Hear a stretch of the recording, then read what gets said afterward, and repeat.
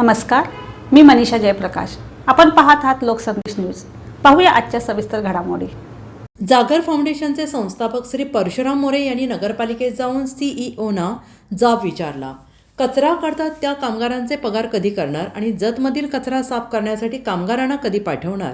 नाही कचरा काढला तरी मेलेली कुत्री मांजरं नगरपालिकेत आणून टाकू असा सज्जड इशारा श्री परशुराम मोरे यांनी दिलेला आहे आणि नगरपालिका सीईओना यावेळी त्यांनी हा इशारा दिला आहे. यावेळी जतचे विकासपुत्र आमदार श्री गोपीचंद पडळकर यांना फोन लावून दिला आणि या माहितीची चौकशी केली.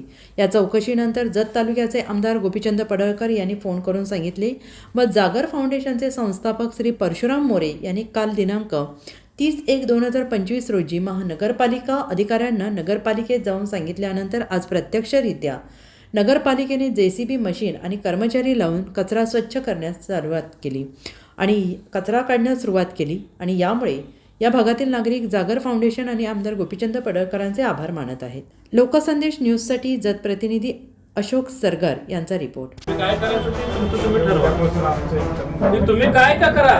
मी 2 दिवसात जर व्यवस्था कचऱ्याची नाही लागली, कुत्री डुकरी मांजरा सगळे मेल्याने इथं आणून टाकणार बघा. परत काय तुम्ही गुन्हा दाखल करायचं करा ना काय करायचं करा. आमचं हॅलो, हा इथं आलो होतो नगरपालिकेत. तुम्ही बोलून गेलं नाही काय कचऱ्याविषयी? ते काय अजून दुरुस्तच नाही, ते चालूच केलं नाही काहीच.